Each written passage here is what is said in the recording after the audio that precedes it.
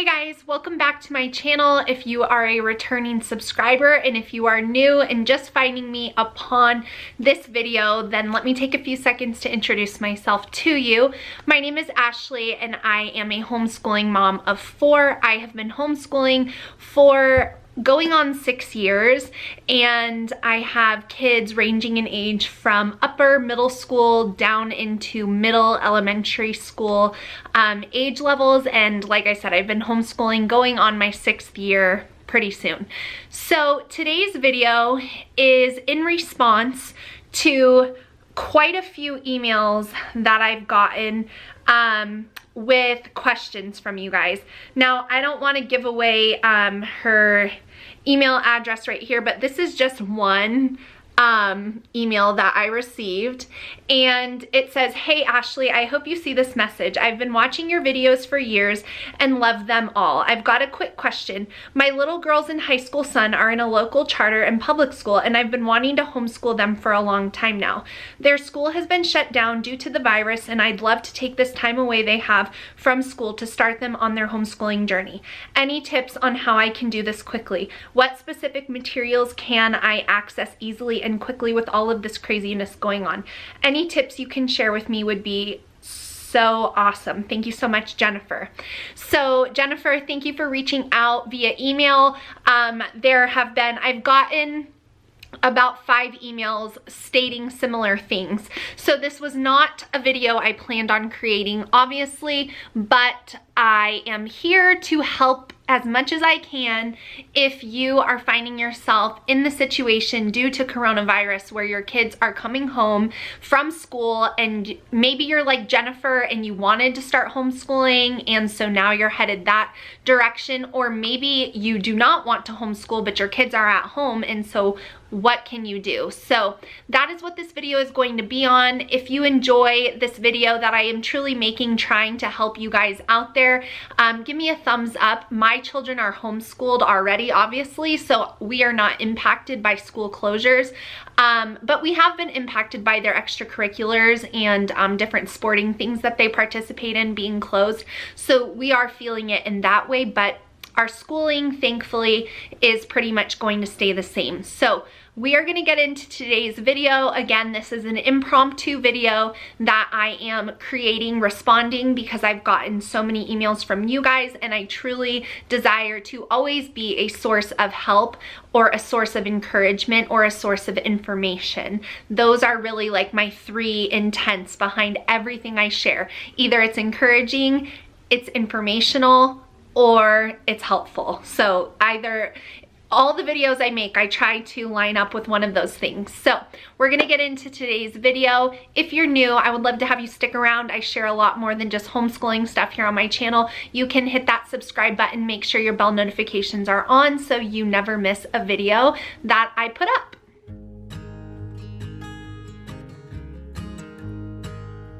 Okay, so before we get into kind of my advice and my tips, I do need to take a second to share with you guys something.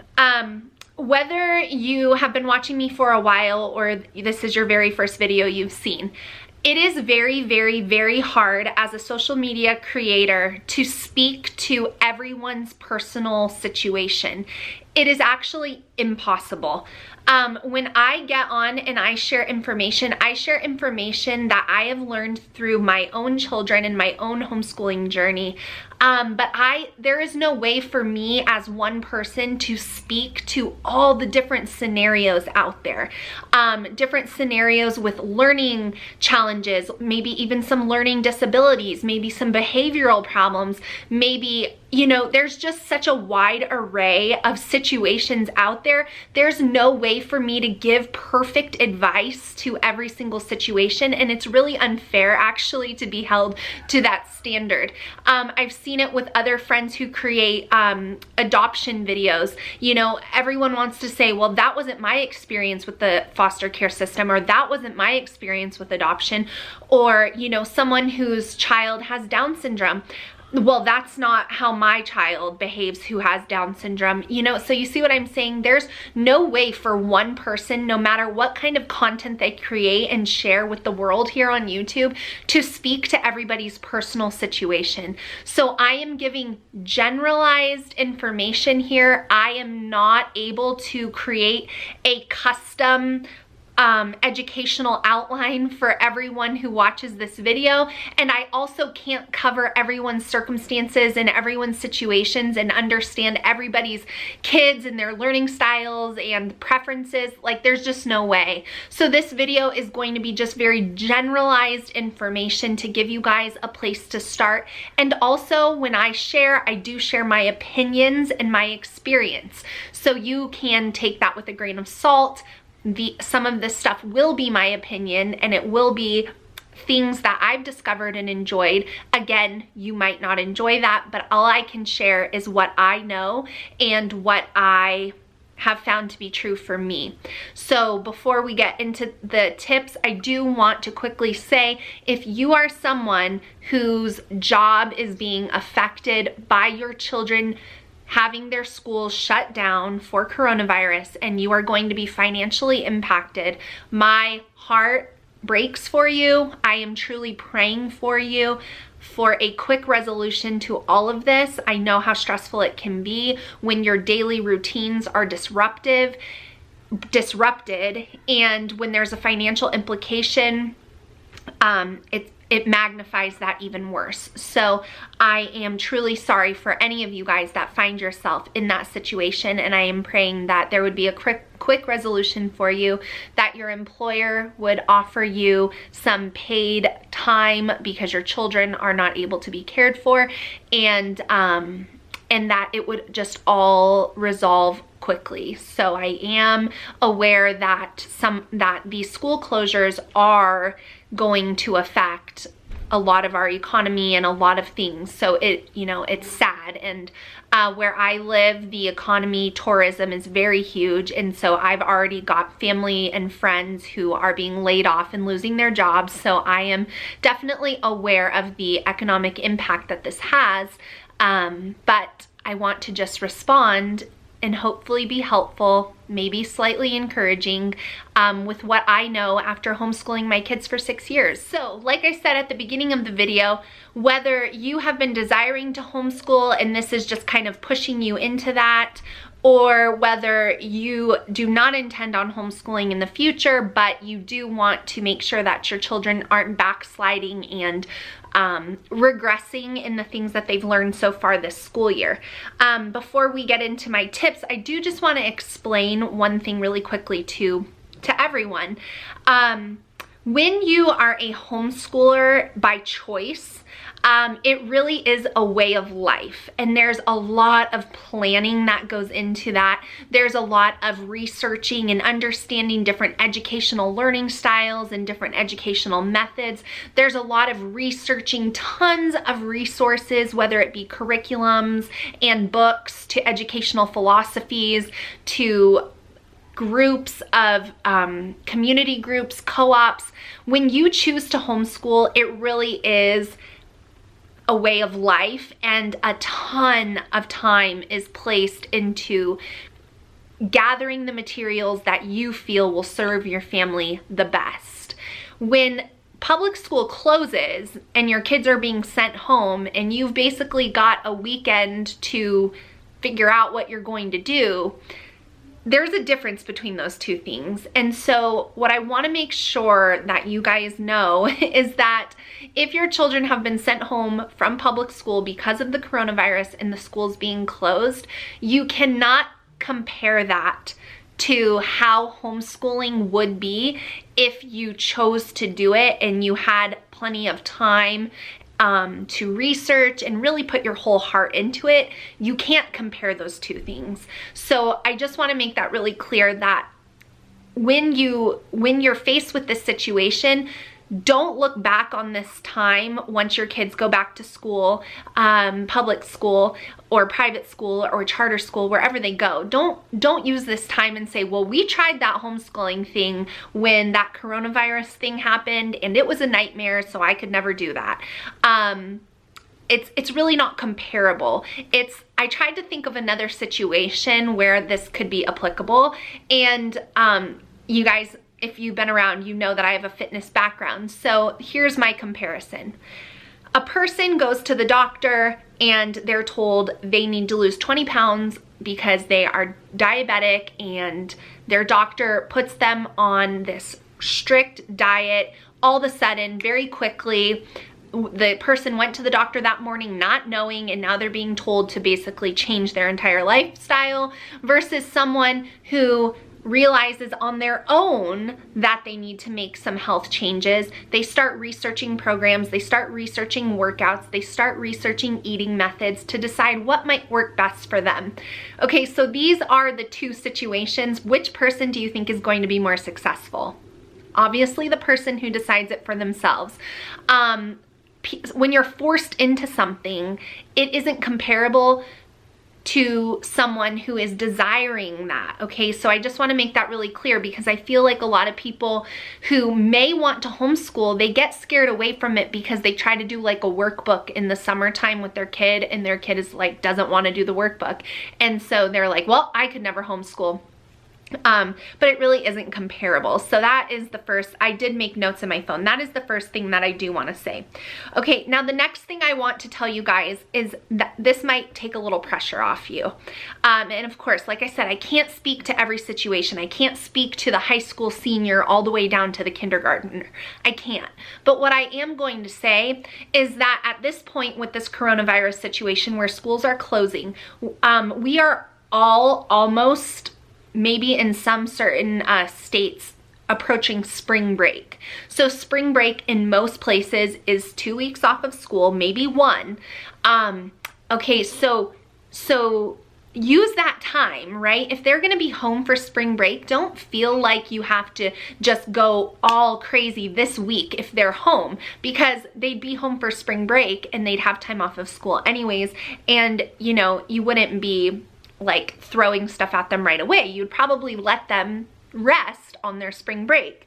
And also another thing to know, which I'm sure a lot of you guys do know this, but in case you don't, kind of when you come back from spring break to public school or a charter school or a private school, for the most part, you're preparing for end of the year testing. You're not really learning a ton of new concepts and big ideas. You may have like an end of the year project, or you may have some fun end of the year field trips that have been canceled, obviously. But for the most part, when students come back after spring break, it really is kind of like preparing for testing, reviewing, doing the testing, and then kind of all the end of the year fun kicks in, field days and stuff like that. So take a deep breath and know that even if the coronavirus does keep your kids out of school for a longer period of time, their learning won't be too much affected, because if they were going back into public school, it would be more along the lines of review and testing versus learning brand new information that's critical for them to have for the next school year. So again, I cannot speak to every school district in every situation, but I'm just speaking in generalities for the most part, and definitely where I live. After spring break, it's kind of like a downward trend as far as like what new information is brought in. So it's kind of, you know, in the beginning of the year, you start here, you review, then you get into the new stuff for that school year, and then you kind of peak, and then now we're kind of like in this downward trend here till the end of the school year. That's the way it works here. So that might take a little bit of pressure off of yourself.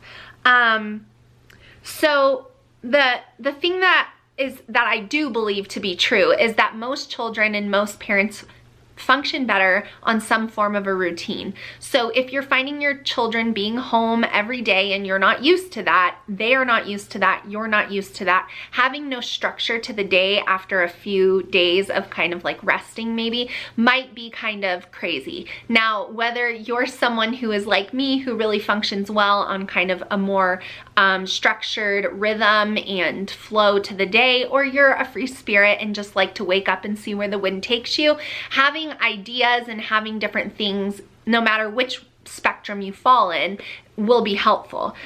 So I think it's important that if your kids have been sent home from their public schools or wherever they go to school, that you have a conversation with them that, you know, we're going to take a few days here and we're going to kind of just take a little bit of a break, but we are going to get into some kind of routine because that's important for you and that's important for me. So I think communicating with your children on that will help you in this time.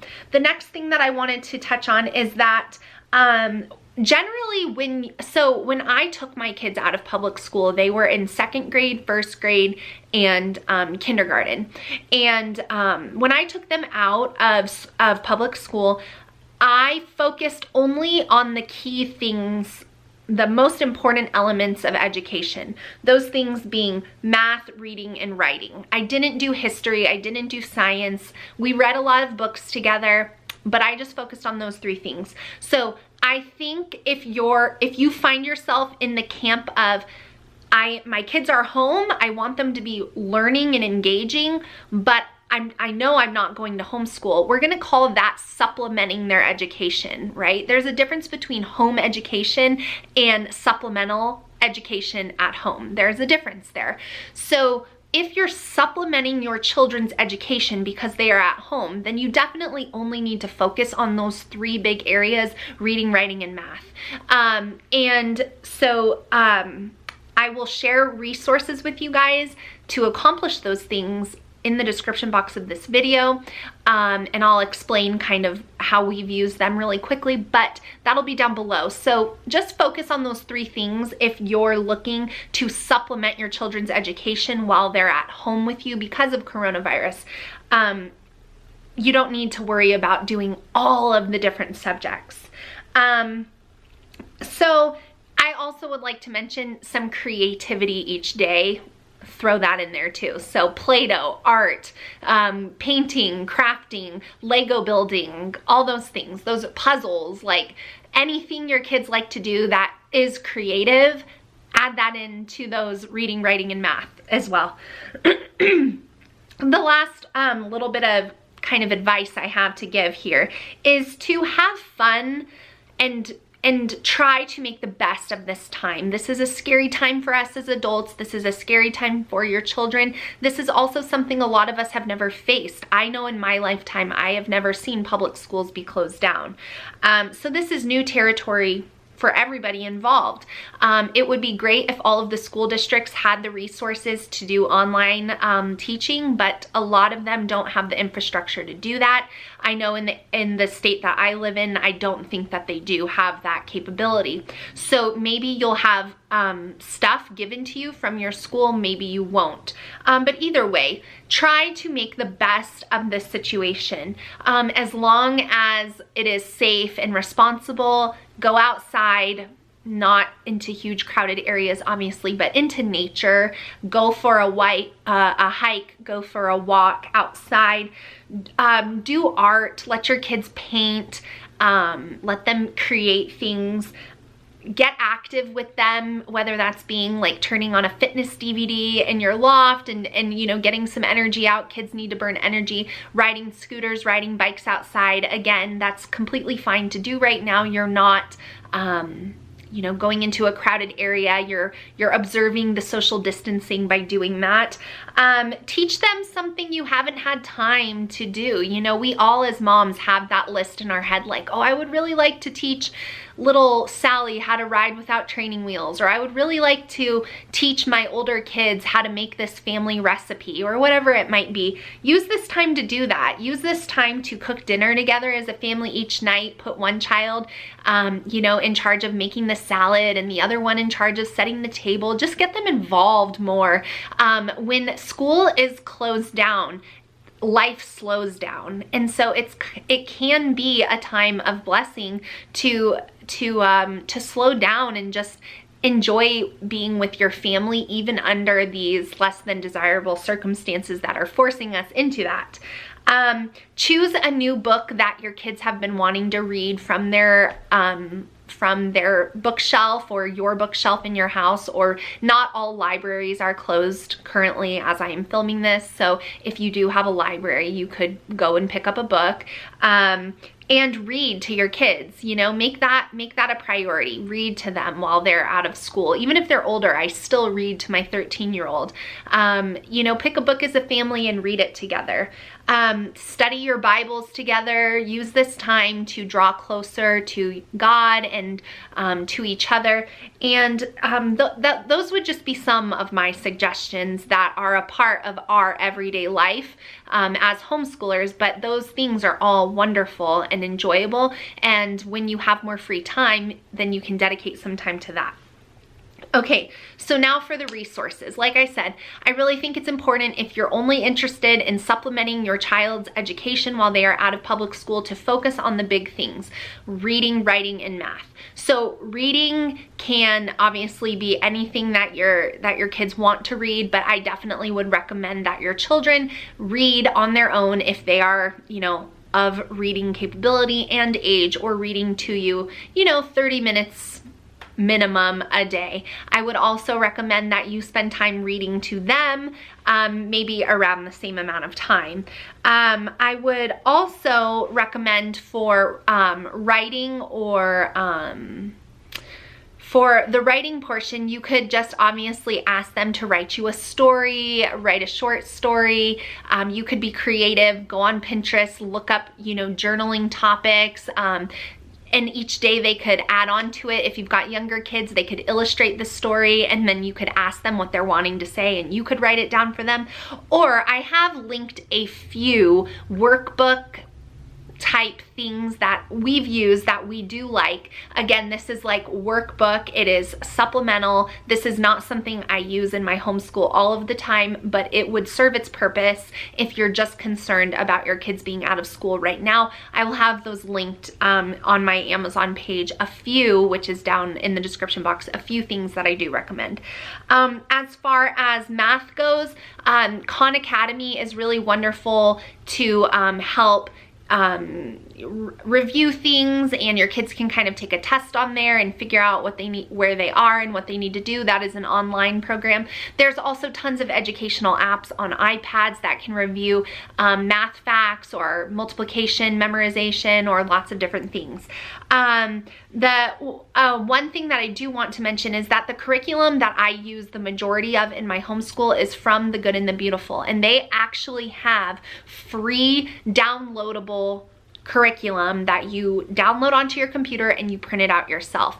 I know that it is more cost effective to order it from them because there are so many pages, but in this time, if you want something quicker, then you might just go ahead and do that yourself. So I'll have a link to their website down below. Not all of it is free, but there are free resources on their website that you could definitely use to supplement this time while your children are out of school. YouTube is a great source of different art for your children to create. We personally really love Art Hub for Kids. There's a few other YouTube channels that we like, but you can just search those out yourself and set your child up with, you know, a video and the supplies, and they can enjoy that.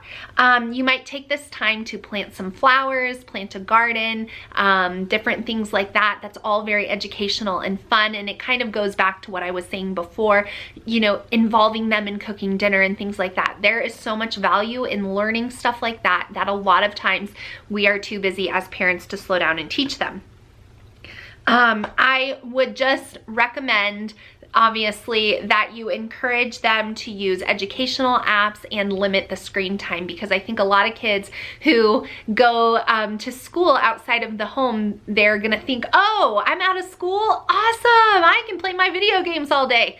Obviously, I would encourage you to set some limits and parameters around those things if possible, and utilize some of the other things that I mentioned in this video.